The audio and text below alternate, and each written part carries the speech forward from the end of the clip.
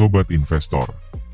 Bayangkan, sebuah perusahaan teknologi raksasa Indonesia, yang dulu pernah jadi pusat perhatian karena valuasinya yang luar biasa, tapi belakangan sempat dibanjiri sentimen negatif, kini mengambil langkah taktis. Ya, PT Goto Gojek Tokopedia, atau yang lebih kita kenal sebagai Goto, baru saja mengumumkan rencana pembelian kembali saham alias buyback, senilai 3,3 triliun rupiah. Langkah ini bukan main-main. Buyback bukan hanya sinyal bahwa manajemen merasa harga saham saat ini undervalue, tapi juga strategi untuk mengelola struktur modal, menjaga kepercayaan investor, dan memberi insentif bagi tim internal. Nah, menariknya lagi, aksi ini akan berlangsung setelah persetujuan rapat umum pemegang saham tanggal 19 Juni 2025 dan berlaku hingga pertengahan tahun depan, tepatnya 18 Juni 2026. Pertanyaannya sekarang, apa artinya buat sobat sebagai investor retail? Apakah ini peluang emas yang selama ini ditunggu-tunggu? Atau justru, ada hal tersembunyi yang harus kita perhatikan lebih dalam? Sobat investor, selamat datang di Bicara Saham. Kenalin, saya Ale. Di sini saya nggak cuma bahas soal angka-angka, grafik, atau istilah investasi yang ribet. Karena saya percaya, pasar modal itu bukan cuma buat orang keuangan aja. Di channel ini, kita bakal belajar bersama, kupas tuntas berita-berita terbaru, serta membahas analisis dengan bahasa yang santai.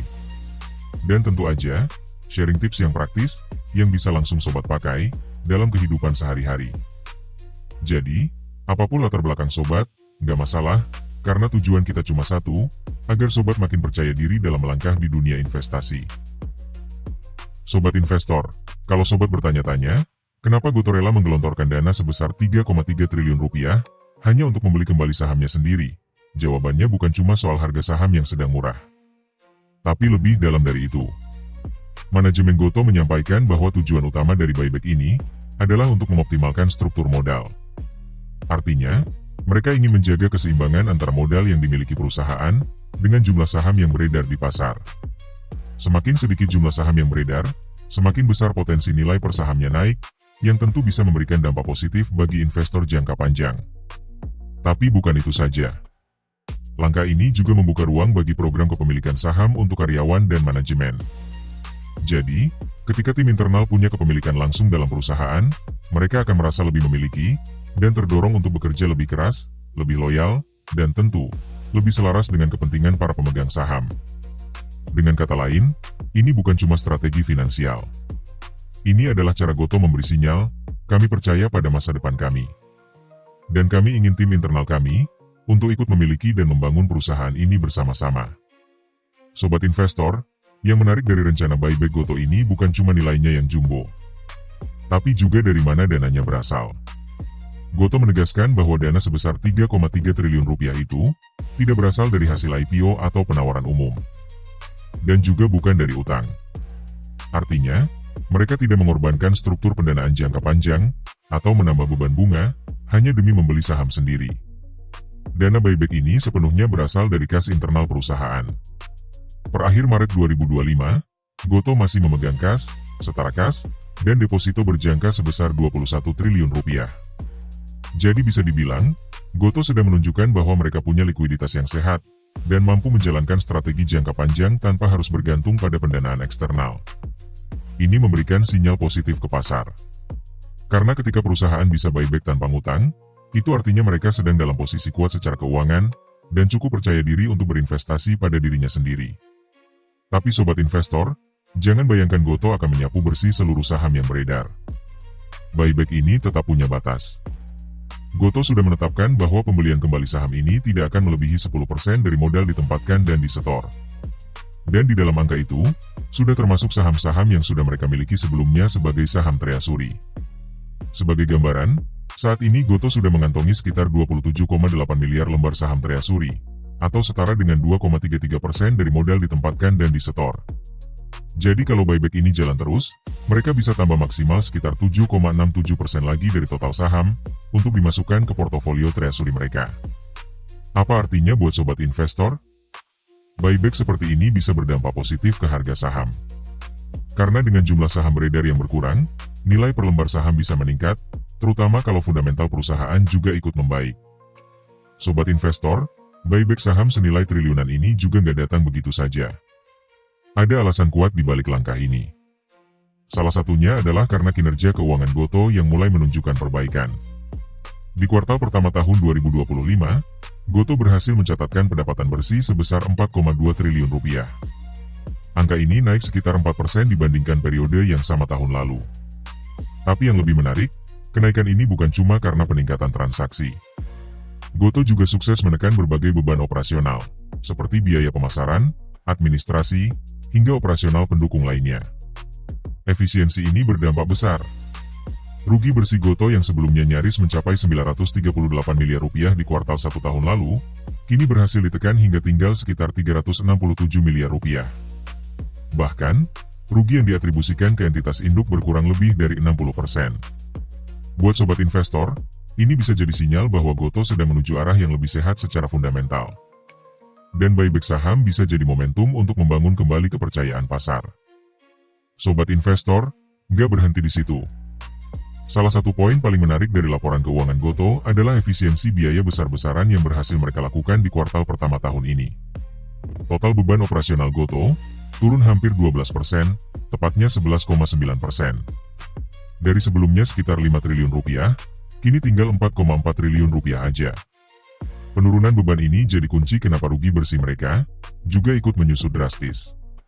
Dari yang tadinya mencatat kerugian hingga 861 miliar rupiah, sekarang hanya sekitar 283 miliar rupiah saja. Itu artinya penurunan kerugian lebih dari 67%. Bisa dibilang, ini seperti Gotoh sedang menjalani diet sehat demi masa depan yang lebih kuat. Karena dengan struktur biaya yang lebih ramping dan fokus pada efisiensi, mereka punya peluang lebih besar untuk segera mencapai titik impas atau bahkan mencetak laba. Jadi, ketika Gotoh menyiapkan dana buyback sebesar 3,3 triliun rupiah, langkah itu bukan sekadar strategi keuangan biasa. Ini juga jadi bentuk sinyal bahwa mereka percaya diri dengan performa keuangan yang semakin stabil dan efisien. Dan sobat investor, kenapa Gotoh bisa begitu percaya diri menggelontorkan dana 3,3 triliun rupiah buat buyback saham? Jawabannya mudah, karena posisi kas mereka lagi kuat. Per akhir Maret 2025, Gotoh punya total kas, setara kas, dan deposito berjangka senilai 21 triliun rupiah. Angka segede ini jelas bukan cuma cukup buat operasional harian, tapi juga jadi modal yang solid untuk ekspansi strategis ke depan. Misalnya, untuk investasi di teknologi baru, memperluas jangkauan layanan, atau meningkatkan kualitas ekosistem digital yang mereka bangun.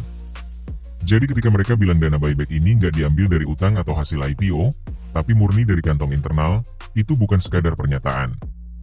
Itu bukti nyata bahwa kondisi keuangan Gotoh saat ini bisa dibilang jauh lebih sehat dibandingkan beberapa kuartal lalu. Buyback saham dalam kondisi keuangan sekuat ini, bisa dibaca sebagai sinyal optimisme manajemen terhadap masa depan Gotoh, dan mungkin, sinyal bahwa mereka merasa harga saham saat ini masih under value. Sobat investor, kalau kita tarik benang merah dari semua langkah yang diambil Gotoh belakangan ini, mulai dari efisiensi operasional, penurunan beban yang signifikan, penyusutan rugi bersih, hingga buyback senilai triliunan rupiah, satu hal jadi makin jelas, manajemen Gotoh sedang mengirimkan sinyal yang sangat kuat ke pasar. Sinyal bahwa mereka percaya diri. Sinyal bahwa mereka merasa valuasi saham Gotoh saat ini belum mencerminkan potensi sebenarnya. Dan yang paling penting, sinyal bahwa arah pertumbuhan perusahaan ke depan masih sangat menjanjikan. Langkah buyback ini bukan cuma soal mengurangi jumlah saham beredar, tapi juga bentuk komitmen perusahaan terhadap pemegang saham. Artinya, sobat investor yang udah pegang Gotoh sejak awal, atau yang masih wait and see, bisa melihat langkah ini sebagai indikasi bahwa manajemen gak main-main dalam mengelola value perusahaan. Kalau manajemen berani beli sahamnya sendiri, pakai uang internal, di tengah kondisi pasar yang masih fluktuatif, berarti mereka yakin, masa depan Gotoh patut diperjuangkan. Lalu, bagaimana kondisi fundamental dari Gojek Tokopedia saat ini? Ayo kita review. Jangan lupa like, subscribe, dan share video ini, agar sobat sekalian tidak ketinggalan update terbaru, seputar dunia saham.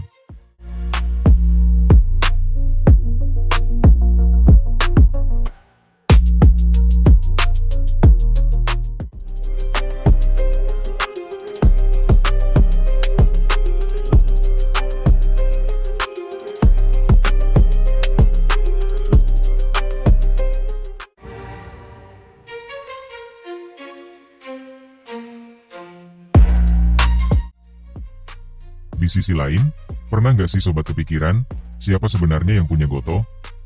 Siapa yang paling berkuasa di balik layar dari ekosistem digital terbesar di Indonesia ini? Kalau sobat kira jawabannya adalah investor asing atau pemodal raksasa, sobat nggak salah. Tapi, bukan itu doang ceritanya. Faktanya, pemegang saham terbesar Goto saat ini adalah SVFGT Supco Singapore Private Limited, yang menguasai sekitar 7,6% atau setara 91 miliar lembar saham. Tapi yang lebih mengejutkan ternyata, orang-orang seperti kita, investor publik, justru mendominasi. Investor masyarakat memegang lebih dari 77% saham Goto, alias sekitar 920 miliar lembar. Artinya, arah dan psikologi harga saham Goto nggak cuma dikendalikan pemodal besar, tapi juga oleh kepercayaan pasar retail terhadap prospek bisnis perusahaan ini. Jadi, kalau sobat penasaran apakah Goto layak dikoleksi dari sisi fundamental, atau justru masih butuh waktu buat unjuk performa, yuk, kita bahas bareng-bareng. Karena angka kepemilikan ini, sobat, bisa jadi awal cerita buat menilai potensi masa depan Goto. Sobat investor, mari kita lihat lebih dalam lagi, kondisi fundamental Goto dari sisi neraca keuangan. Di permukaan, ada kabar baik dan juga catatan penting yang perlu kita pahami bareng-bareng. Per akhir Maret 2025, aset Goto meningkat tipis, dari sebelumnya 43,2 triliun rupiah di Desember 2024, menjadi 43,7 triliun rupiah. Artinya, perusahaan ini masih terus memperkuat basis asetnya, entah lewat investasi teknologi, perluasan ekosistem, atau akuisisi strategis. Ini sinyal positif, karena aset adalah fondasi utama buat mendorong pertumbuhan jangka panjang. Tapi di sisi lain, ekuitas justru turun. Dari 30,4 triliun rupiah menjadi 29,7 triliun rupiah. Penurunan ini bisa jadi disebabkan oleh akumulasi kerugian atau penggunaan modal untuk mendanai operasional tanpa tambahan pendanaan baru. Ini penting, karena ekuitas adalah cerminan nilai bersih perusahaan yang benar-benar dimiliki oleh pemegang saham. Kalau tren ini terus berlangsung, bisa menjadi lampu kuning bagi kita sebagai investor. Jadi, meskipun aset Goto naik, yang artinya secara total kekayaan bertambah, tapi kalau nilai kepemilikan bersihnya turun, kita harus bertanya, apakah manajemen sedang berinvestasi untuk masa depan, atau justru masih struggling menekan kerugian? Pertanyaannya sekarang, apakah penurunan ekuitas ini sementara, atau justru sinyal bahwa efisiensi dan profitabilitas Goto masih butuh waktu? Sobat investor, sekarang kita bahas dua sisi penting yang saling berlawanan tapi sama-sama krusial, liabilitas yang meningkat dan pendapatan yang ikut naik. Per akhir Maret 2025, liabilitas Goto tercatat naik dari 12,8 triliun rupiah menjadi 13,9 triliun rupiah. Artinya, ada penambahan beban kewajiban sebesar lebih dari 1 triliun rupiah hanya dalam waktu 3 bulan. Ini bisa berarti banyak hal, mulai dari strategi ekspansi, kewajiban operasional, sampai mungkin komitmen jangka pendek seperti pembayaran vendor atau investasi jangka pendek lainnya. Tapi di sisi lain, pendapatan Goto juga ikut naik. Dari yang sebelumnya 4 triliun rupiah di kuartal pertama 2024, menjadi 4,2 triliun rupiah di kuartal pertama 2025. Kenaikan sekitar 4% ini memang terlihat kecil, tapi di tengah persaingan ketat dan tekanan margin, ini adalah sinyal bahwa bisnis Goto tetap tumbuh. Apalagi, kalau kita bandingkan dengan langkah efisiensi biaya yang sudah mereka lakukan sebelumnya. Jadi sobat, meskipun utang bertambah, tapi kalau pemasukan juga ikut naik, dan ditambah dengan efisiensi yang makin tajam, maka ini bisa menjadi strategi yang sehat, selama dikelola dengan hati-hati. Pertanyaannya sekarang, apakah kenaikan liabilitas ini akan diimbangi dengan profitabilitas yang semakin kuat ke depan? Atau justru jadi beban yang membayangi neraca perusahaan? Sobat investor, ada satu kabar yang patut disorot, dari laporan keuangan Goto kuartal pertama 2025, yaitu penurunan biaya dan beban operasional yang cukup signifikan. Pada Maret 2024 lalu, total biaya dan beban Goto berada di angka 5 triliun rupiah.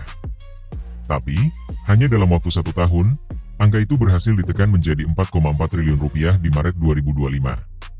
Artinya, terjadi penurunan sebesar 600 miliar rupiah. Dan itu belum semuanya. Kalau kita zoom in ke beban umum dan administrasi, penurunan yang terjadi bahkan lebih mencolok. Dari yang semula 1,4 triliun rupiah, kini hanya 1 triliun rupiah. Turun 400 miliar rupiah. Ini bukan angka kecil. Ini adalah cerminan bahwa manajemen Goto serius menjalankan efisiensi, bukan hanya sekadar wacana. Efisiensi seperti ini bisa menunjukkan dua hal penting. Pertama, Goto mulai lebih disiplin dalam mengelola biaya internal. Kedua, efisiensi ini bisa menjadi pondasi yang solid untuk menuju profitabilitas yang lebih berkelanjutan.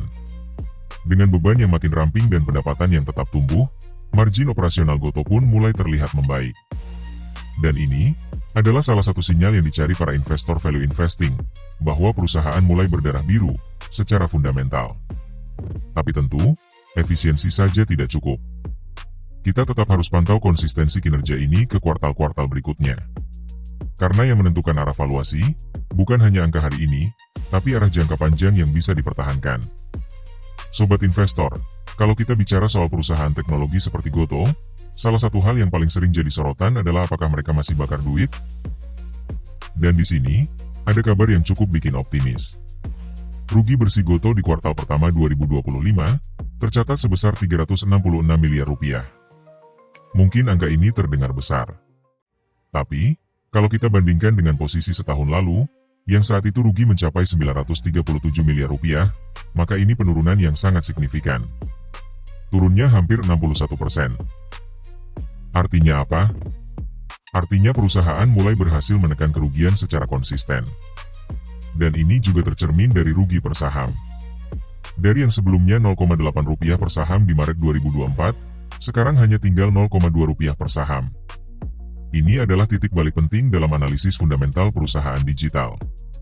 Penurunan rugi ini bukan sekadar angka. Ini cermin dari perubahan struktur keuangan, efisiensi yang dijalankan, serta mungkin mulai adanya skala ekonomi dari bisnis Gotoh sendiri. Jadi, ketika manajemen berani siapkan dana buyback hingga triliunan rupiah, bisa jadi itu bukan cuma gimmick. Tapi memang karena mereka tahu, kondisi fundamentalnya makin sehat. Apakah ini cukup jadi alasan buat masuk? Belum tentu. Tapi yang jelas, buat sobat yang mengincar saham turnaround, saham yang dulunya berdarah-darah, tapi kini mulai sembuh, Gotoh jelas jadi kandidat yang menarik untuk dianalisis lebih dalam. Tapi sobat investor, meskipun rugi bersih Gotoh mulai mengecil dan efisiensi semakin terasa, kita juga perlu lihat satu indikator penting lainnya, yaitu profitabilitas. Dua metrik yang sering dipakai untuk mengukur ini adalah return on assets dan return on equity. Per Maret 2025, return on assets Gotoh masih tercatat negatif, yaitu minus 0,8%. Sementara return on equity-nya juga negatif, minus 1,2%. Artinya, dari setiap aset dan ekuitas yang mereka miliki, Gotoh masih belum bisa menghasilkan laba, alias, bisnisnya masih belum optimal dalam menciptakan keuntungan bagi pemegang saham. Meskipun angka ini lebih baik dibanding periode sebelumnya, tetap saja menunjukkan bahwa perusahaan masih dalam fase transisi, dari bakar uang ke arah profitabilitas. Ini juga menjadi sinyal bagi investor untuk lebih berhati-hati. Karena meski arah kerugiannya sudah mengecil, perusahaan ini belum benar-benar mencetak cuan. Jadi sobat, kalau kamu adalah tipe investor yang fokus pada profitabilitas jangka pendek, angka ini bisa jadi lampu kuning. Tapi kalau kamu lebih melihat potensi jangka panjang, dan percaya bahwa Gotoh suatu hari bisa mencetak keuntungan seiring ekosistemnya makin matang, maka ini bisa jadi titik awal yang menarik untuk diamati. Nah sobat investor, kita lanjut ke metrik fundamental yang sering jadi bahan pertimbangan para analis sebelum mengambil keputusan, yaitu net profit margin dan debt to equity ratio. Per akhir Maret 2025, net profit margin Gotoh masih berada di angka negatif, tepatnya minus 8,6%. Artinya, untuk setiap 100 rupiah pendapatan yang dihasilkan, Gotoh justru masih mencatat kerugian 8,6 rupiah. Ini menandakan bahwa meskipun pendapatan mulai meningkat, margin keuntungannya masih belum bisa keluar dari zona merah. Tapi di sisi lain, struktur permodalan Gotoh bisa dibilang cukup sehat. Debt to equity ratio-nya tercatat di angka 46,9%. Dengan kata lain, utang yang mereka miliki belum terlalu mendominasi dibandingkan ekuitasnya. Ini penting banget, karena kalau rasio utangnya terlalu tinggi, bisa bikin perusahaan rentan saat menghadapi tekanan keuangan atau suku bunga naik. Jadi secara keseluruhan, meskipun Gotoh masih merugi, mereka setidaknya tidak menumpuk utang secara agresif. Mereka sedang bermain aman dari sisi struktur modal, sambil perlahan mengejar profitabilitas lewat efisiensi dan strategi operasional. Sobat investor, sekarang kita bahas satu aspek yang sering luput dari perhatian investor pemula, tapi sebenarnya krusial banget dalam analisis fundamental, yaitu arus kas. Per akhir Maret 2025, Gotoh berhasil mencatat arus kas positif dari aktivitas operasional sebesar 300 miliar rupiah. Ini sinyal yang cukup menggembirakan, karena artinya operasional bisnis mereka mulai menghasilkan uang tunai, bukan cuma di atas kertas. Setelah bertahun-tahun bakar uang, akhirnya Gotoh menunjukkan kemajuan menuju kemandirian operasional. Ini penting banget, karena arus kas dari operasi adalah napas utama sebuah bisnis. Sementara itu, dari sisi aktivitas investasi, Gotoh juga mencatat arus kas positif sebesar 96 miliar rupiah. Ini bisa berarti dua hal, entah mereka lagi menjual aset investasi, atau mereka mulai selektif dan hati-hati dalam ekspansi. Apapun itu, intinya manajemen terlihat mulai mengatur napas agar lebih stabil dan berkelanjutan. Dalam dunia startup digital, kemampuan menghasilkan arus kas dari operasi adalah milestone penting. Dan Gotoh mulai mendekati fase itu. Mungkin belum sepenuhnya stabil, tapi ini arah yang menjanjikan. Sobat investor, kita sudah bahas soal arus kas dari operasional dan investasi. Tapi ada satu komponen penting lain yang gak boleh dilewatkan dalam analisis fundamental, yaitu arus kas dari aktivitas pendanaan. Per akhir Maret 2025, Gotoh tercatat menggunakan dana sebesar 585 miliar rupiah untuk aktivitas pendanaan. Artinya, perusahaan ini sedang melakukan pembayaran utang, buyback saham, atau pengurangan kewajiban keuangan lainnya. Langkah ini bisa jadi bagian dari strategi jangka panjang untuk memperkuat struktur modal dan memberikan sinyal ke pasar bahwa mereka lebih selektif dalam mencari dana baru. Namun, dengan total arus kas keluar dari pendanaan yang cukup besar, dan arus kas operasi yang belum cukup besar menutupinya, total kas Gotoh turun sebesar 188 miliar rupiah di periode ini. Ini artinya, meskipun operasional membaik dan efisiensi mulai terasa, Gotoh tetap harus hati-hati dalam mengelola likuiditas agar kas tidak terus tergerus. Penurunan kas ini bukan berarti sinyal bahaya. Tapi jadi pengingat penting bahwa pertumbuhan yang sehat harus dibarengi manajemen kas yang cermat. Karena bagaimanapun, dalam dunia bisnis digital, kas adalah raja, dan nafas panjang bisnis ditentukan bukan cuma dari revenue, tapi juga dari bagaimana perusahaan mengatur cash flow-nya. Nah sobat, setelah kita bedah dari berbagai sisi, kelihatan banget ya kalau Gotoh Gojek Tokopedia sedang berada di fase transisi yang penting. Di satu sisi, kita bisa lihat banyak kabar baik, pendapatan naik, beban operasional turun, rugi bersih menyusut drastis, dan arus kas operasional mulai positif. Ini semua adalah sinyal bahwa manajemen sedang bekerja keras melakukan efisiensi, dan memperbaiki fundamental perusahaan. Tapi di sisi lain, tantangan tetap ada. Ekuitas menurun, liabilitas naik, dan rasio profitabilitas seperti ROA dan ROE masih negatif. Bahkan net profit marginnya masih minus per Maret 2025. Artinya, meskipun langkah-langkah efisiensi mulai terasa, Gotoh masih dalam proses untuk benar-benar mencapai titik balik menuju profitabilitas jangka panjang. Jangan lupa juga, struktur kepemilikan saham yang mayoritas dimiliki publik, lebih dari 77%, membuat arah harga sahamnya sangat dipengaruhi oleh sentimen dan respons pasar terhadap laporan keuangan setiap kuartal. Dan dengan debt to equity ratio di kisaran 46,9%, Gotoh masih punya ruang untuk pembiayaan, tapi tentu harus tetap hati-hati agar tidak menambah beban bunga di masa depan. Jadi, apakah Gotoh sudah layak masuk ke dalam watchlist atau bahkan portfolio? Jawabannya tergantung strategi sobat. Kalau sobat investor yang sabar, percaya pada transformasi digital Indonesia, dan tahan volatilitas, Gotoh bisa jadi cerita turnaround yang menarik buat diikuti.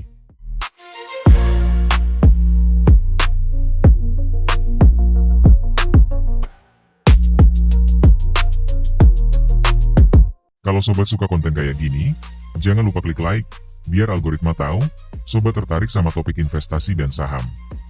Subscribe juga, supaya sobat nggak ketinggalan insight dan analisis terbaru, yang bisa membantu sobat, dalam mengambil keputusan yang lebih bijak di pasar modal.